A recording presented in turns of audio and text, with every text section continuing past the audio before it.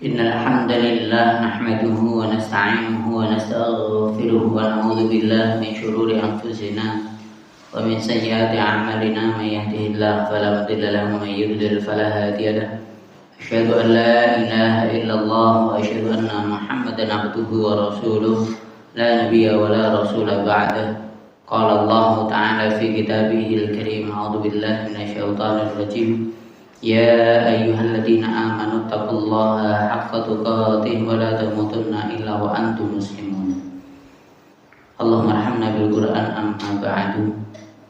Hadirin jemaah majelis taklim yang dirahmati oleh Allah, adalah dalam kesempatan ini kita tingkatkan iman dan takwa kita kepada Allah Subhanahu wa taala.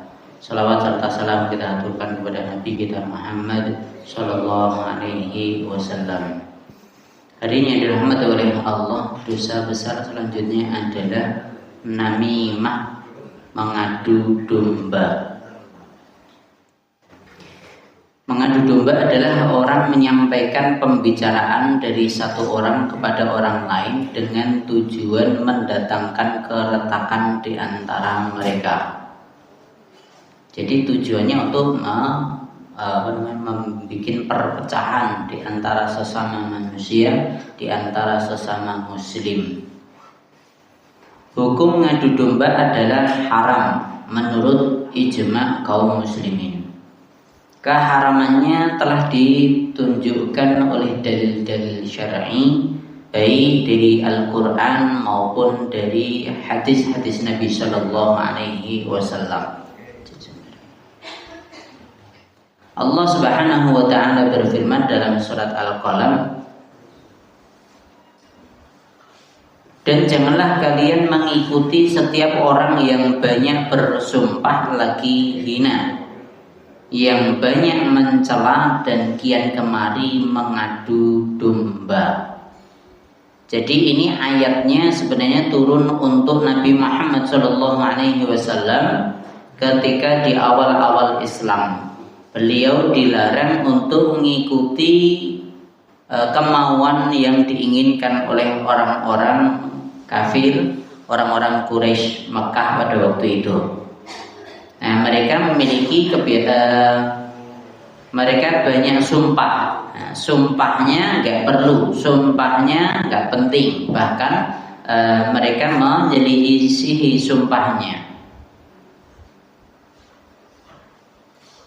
Mereka banyak mencela. Jadi selain mereka banyak sumpah, mereka banyak mencela siapapun. Intinya lebih-lebih ketika mereka lebih hina, lebih rendah, lebih miskin, mereka sering menghina mereka.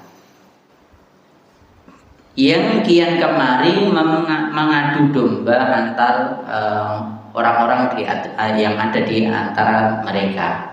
Na'udzubillah min syarri dzalik. Jadi jelas kita nggak boleh mengikuti, tidak boleh meniru kelakuan orang yang mengadu domba di antara manusia. Dalam Sahih Bukhari dan Muslim disebutkan bahwa Rasulullah Sallallahu Alaihi Wasallam bersabda, la yadkhulul jannah nammamun. Tukang pengadu domba itu tidak akan masuk surga. Dalam hadis lain disebutkan bahwa Rasulullah Shallallahu Alaihi Wasallam pernah berjalan melewati dua buah kuburan. Hadis ini masyhur. Kemudian beliau bersabda, innahuma la yu'adzibani.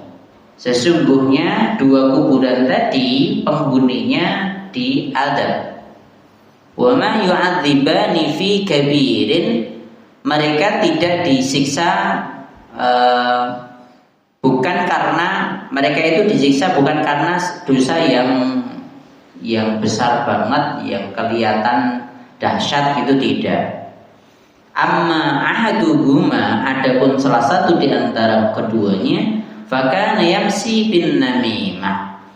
Dia berjalan, dia itu berjalan membawa adu domba. Dia sering adu domba. Kemana saja ngadu domba, sono ngadu domba, sono ngadu domba terus.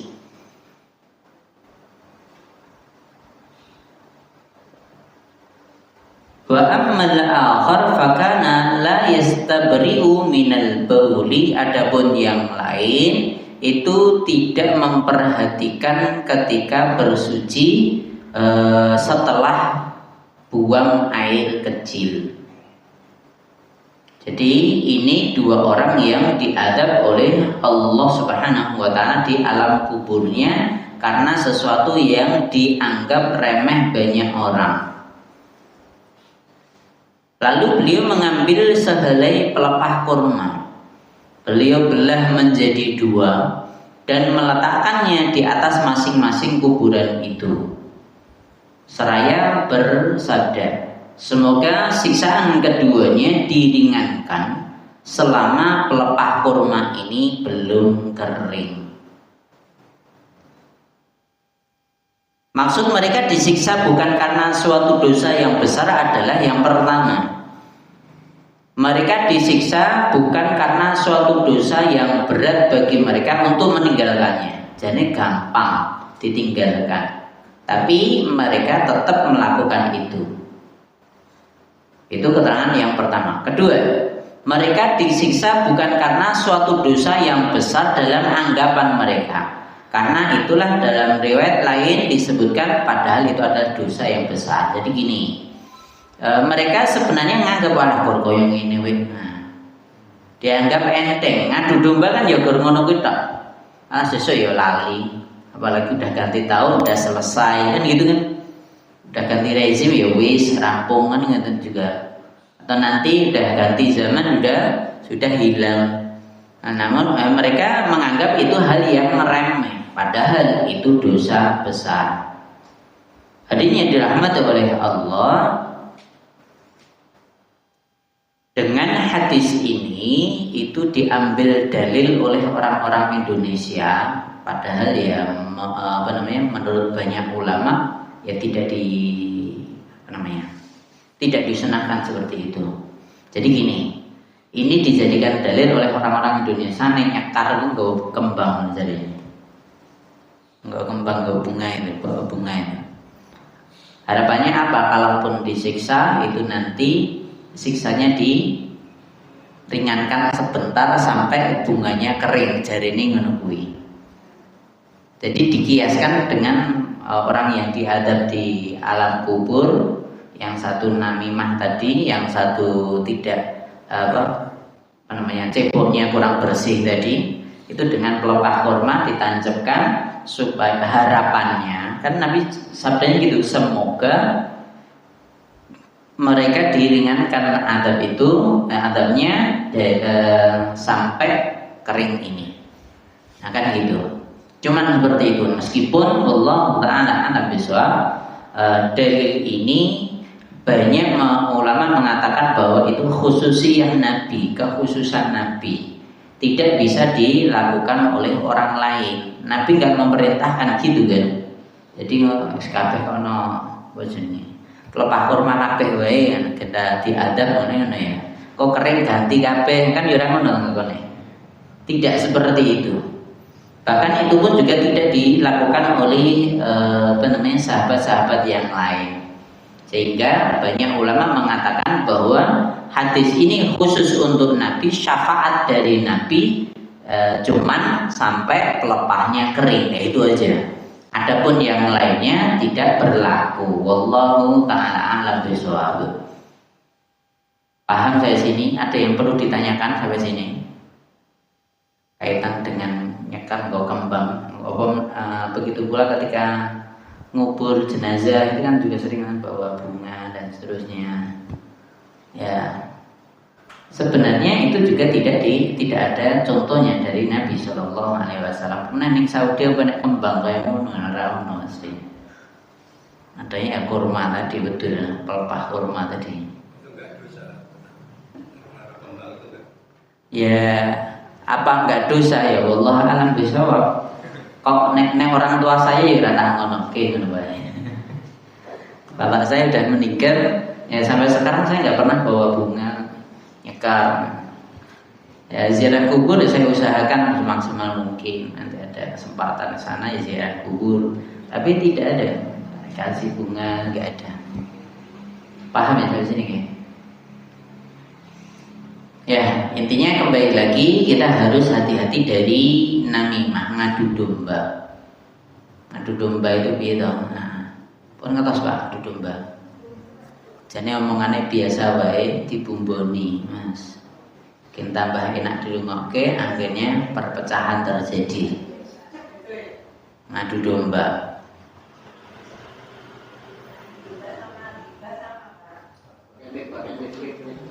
Ngadu domba sama gibah sama enggak?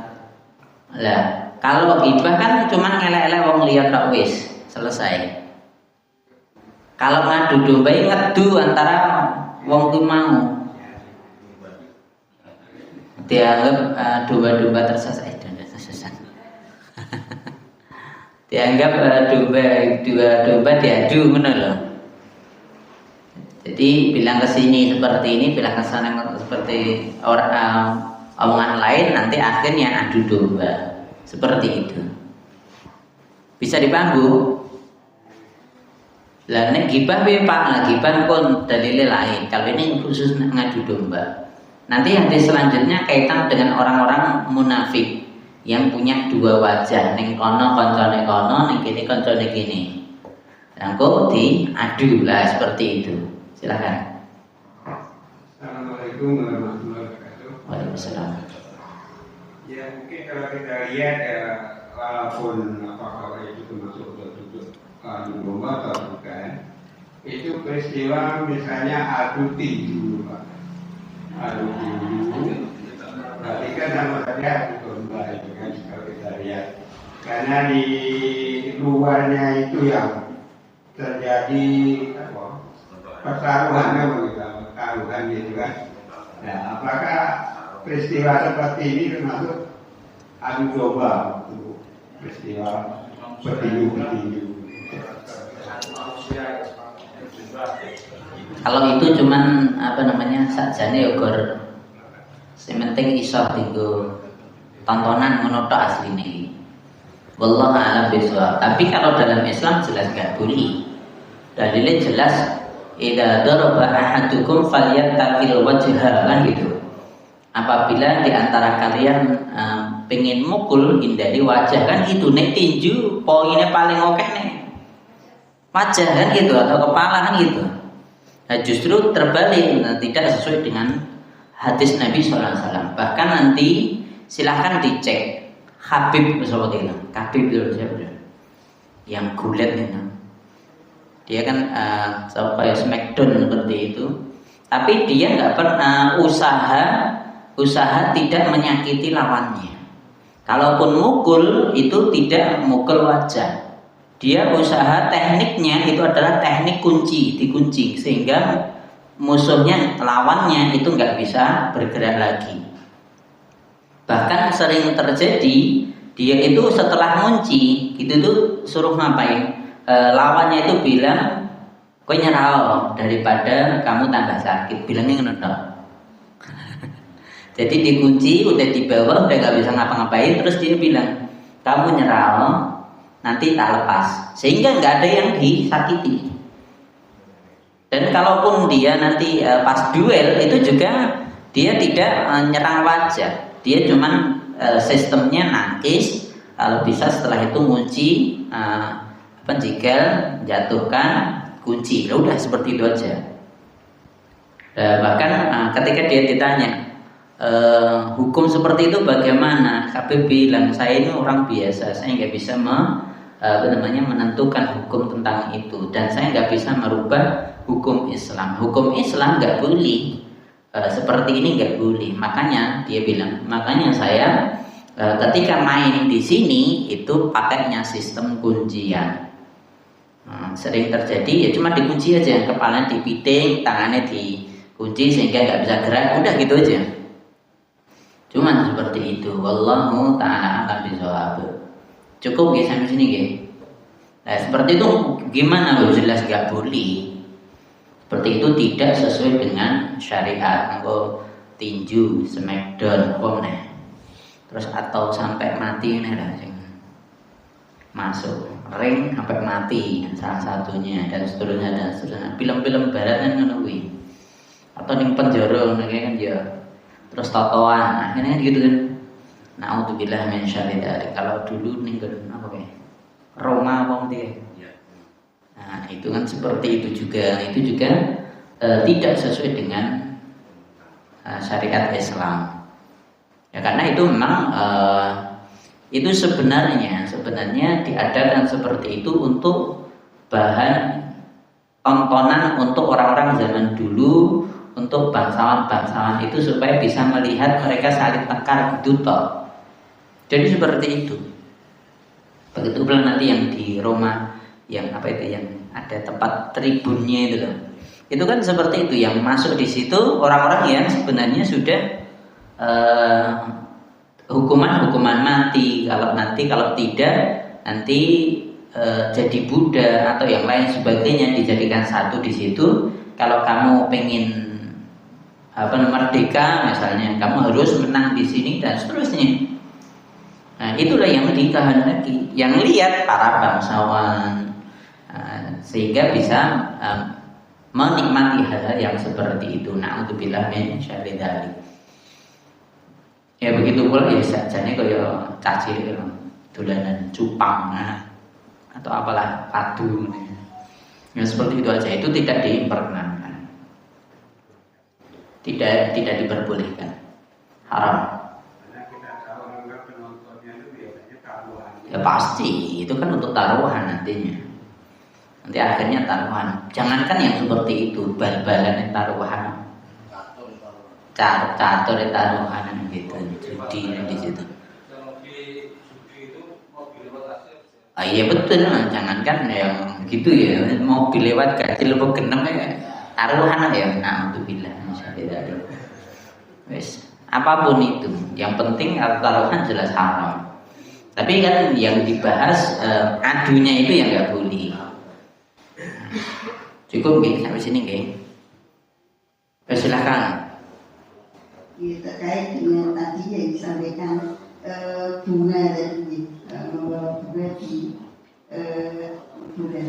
Nah ini kalau di Indonesia ini kan untuk memajukan ekonomi mungkin di Indonesia ini kan subur, banyak bunga-bunga dan lain sebagainya. Ya kok alasannya ngene, liyane kok nang wonco gen ngopo ayo. Kelompok kae nggo ngopo ayo. Kowe nek piringe nek kendine nek apa nek. Oke banget iki, ora penting-penting ngene lah.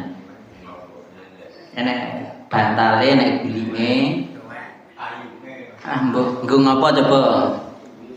Coba alasannya apa coba? Sing rada tuwet pun rada sepuh-sepuh niku ngantos biasane kula mboten ngetos jelas. Iya.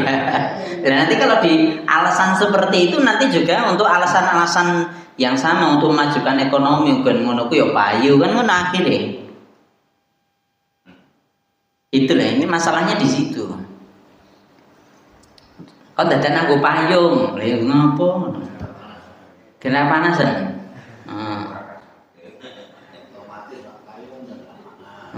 Tapi payung dibolongi. Oh.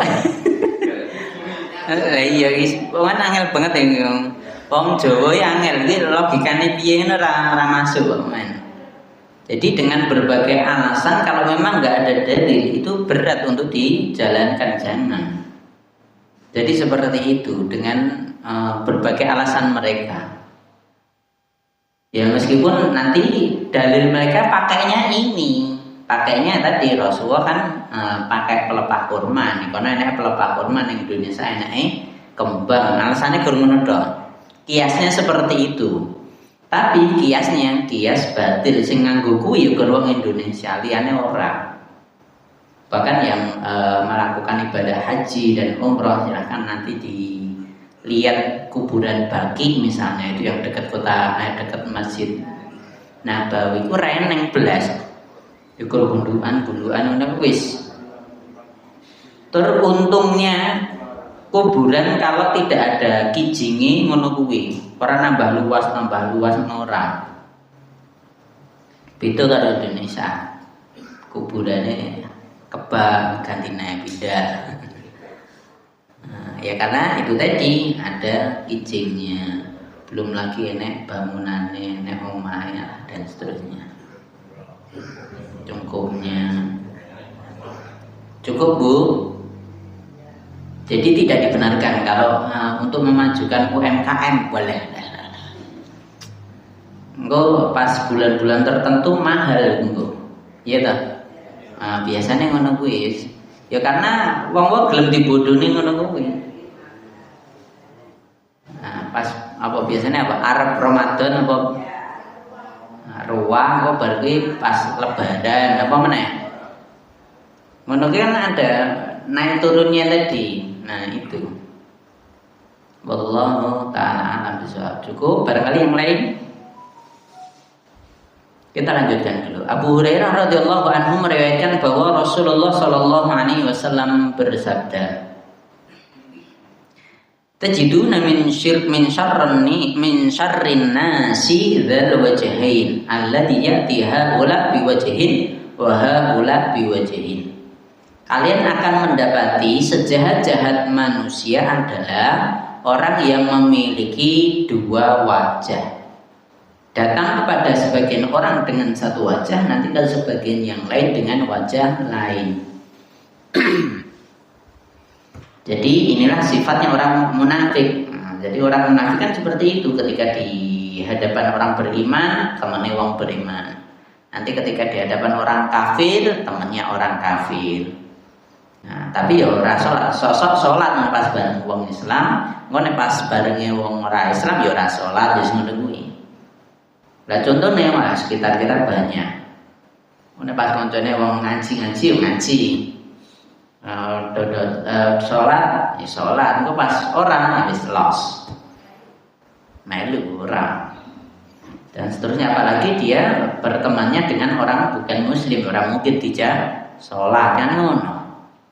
Itu orang cirinya orang munafik itu adalah seburuk-buruk manusia. Dia nggak punya pendirian, nggak punya keyakinan, dan imannya tidak ada di situ. Selanjutnya, wa man kana dza lisanaini fid dunya fa innallaha yaj'alu lahu lisanaini min narin yaumal qiyamah. Barang siapa memiliki dua lisan di dunia, niscaya Allah akan menjadikan untuknya dua lidah dari api neraka pada hari kiamat kelak. Makna mempunyai dua lisan atau dua lidah dalam hadis di atas adalah orang yang berbicara dengan si A begini dan dengan si B beda lagi kan gitu. Jadi mempunyai dua lidah artinya sama dengan memiliki dua wajah. Nek kono ngomongi ngono, nek kene ngomongi ngene. Nah, seperti itu. Itulah cirinya orang munafik. Jadi tergantung dia bersama siapa. Jadi kaya bunglon ngono kae. Karo ijo ya ijo, coklat ya coklat, abang ya abang, biru ya biru, kuning ya kuning, lah ngono kuwi. Nah, itulah sifatnya orang munafik. Berarti bungon mlebu neraka ora nek kaitane. Cuma sekedar permisalan saja. Abu Hamid Al-Ghazali berkata, gelar berwajah dua itu biasanya diperuntukkan bagi orang yang suka menyampaikan omongan orang lain kepada orang yang menjadi objek pembicaraan. Misalnya dengan mengatakan si fulan berkata begini begitu tentangmu. Nah, ini nanti akhirnya menyebabkan adu domba tadi, nah gitu. Sebenarnya adu domba itu tidak terbatas pada hal itu saja, tetapi juga termasuk membuka rahasia seseorang yang orang itu sendiri atau orang yang diajak bicara tidak suka kepada terbongkarnya rahasia itu. Baik caranya dengan ucapan, tulisan, isyarat ataupun yang lainnya. Jadi masuk di sini juga ghibah, ghibah juga masuk di sini. Cuman nanti harapannya, goalnya itu adalah ya tadi akhirnya terjadi perpecahan, pertikaian. Baik rahasia itu berupa perkataan maupun perbuatan, baik berupa aib atau yang lainnya. Hakikat ngadu domba itu adalah menyingkap rahasia dan aib orang lain, sehingga terjadi pertengkaran, permusuhan di antara manusia. Itulah yang dikehendaki oleh syaitan. Jadi kan kalau dalam Islam itu kita diperintahkan untuk bersatu kan gitu, berjamaah, nggak boleh berpecah belah.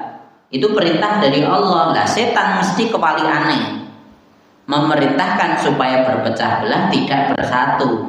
Supaya tidak bersatu ya nanti harus ada yang saling ngadu domba ini. Nah, yang bisa ngadu domba ini pasti setan wujudnya manusia pasti. Kan jinati wanas kan ngono. Setan wujudnya manusia yang ngadu domba sehingga tidak terjadi persatuan di antara sesama muslim atau di antara sama manusia yang ada di sekitarnya. Jadi bikin rusuh, provokator dan lain sebagainya. Jadi sebaiknya seseorang itu lebih banyak diam terhadap apa yang dilihatnya dari keadaan orang lain, kecuali apabila membicarakannya akan mendatangkan manfaat bagi kaum muslimin. Kita cerita tentang itu supaya diambil pelajaran di sini. Silahkan. Al-Ghazali melanjutkan, setiap orang yang menerima pengaduan dari seseorang berupa ucapan apa? Si fulan berkata begini begitu tentang dirimu, maka dia harus pertama tidak mempercayai perkataan orang itu karena dia seorang tukang ngadu domba. Itu kalau di dalam Al-Qur'an disebutkan fasik. Idza ja'akum fasiqun binaba'in fatabayyanu, apabila ada orang fasik datang kepada dirimu maka kamu harus tabayyun. Dalam surat Al-Hujurat disebutkan seperti itu, sehingga kabar darinya tidak dapat diterima. Jangan diterima mentah-mentah, karena bisa jadi dia itu adalah orang fasik pengen ngadu domba kita. Itu pertama. Yang kedua, melarang orang itu dari perbuatan demikian, menasihatinya dan menjelaskan bahwa itu adalah perbuatan buruk. Wis menengok rasa atau lanjut nasihati dia.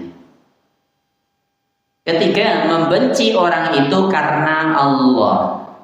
Membenci karena Allah ini bukan karena dirinya, tapi karena Allah. Benci karena Allah nggak senang perbuatan dia, maka aku benci dirimu. Sebab dia termasuk orang yang dibenci oleh Allah, dan membenci karena Allah itu wajib. Perhatikan di sini, membenci karena Allah itu juga wajib. Ada orang melakukan kesalahan, benci dia karena Allah. Ya, jadi harus diingkari. Udah, aku benci sama perbuatan ini, dibenci, meskipun dia pasanganmu, meskipun dia anakmu, meskipun dia orang tuamu. Kalau melakukan kejelekan ya benci itu kejelekannya. Benci dia karena Allah, karena Allah memerintahkan untuk membenci orang seperti ini. Keempat, tidak berprasangka buruk terhadap orang yang ngomongnya disampaikan. Karena Allah berfirman, ya ayyuhalladzina amanu ijtanibu katsiran minadh-dhanni inna ba'dadh-dhanni itsmun. Wahai orang-orang yang beriman. Sama dalam surat Al-Hujurat. Jauhilah kebanyakan dari prasangka. Sesungguhnya banyak dari prasangka itu adalah dosa. Maksudnya apa? Ketika ada orang bilang, oh si fulan bilang dirimu gini, ya udah jangan buruk sangka sama orang yang ditunjuk tadi. Orang yang ditunjuk orang di depan kita ngomong kejelekan tentang kita, udah jangan digubris dulu, jangan suudzon dulu. Udah jangan suudzon, selesai. Udah dianggap saja dia nggak ngomong, selesai. Kecuali kalau memang kita dengar sendiri dari dia, nah udah. dengar sendiri, ya udah tinggal kita menentukan sikap, selesai. Keempat, jangan sampai omongan tukang pengadu domba tadi, yakni orang membawa tukang fitnah tadi atau orang fasik tadi, mengantarkan untuk mencari-cari kebenaran berita itu.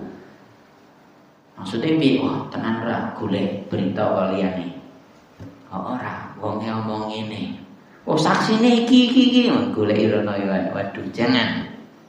Kenapa kok gitu? Karena Allah berfirman wala tajassasu, jangan mencari-cari kesalahan orang lain. Ini di sebelumnya udah dibahas di bab dosa besar sebelumnya nomor 42 tadi, 43. 40 berapa? 42 kemarin.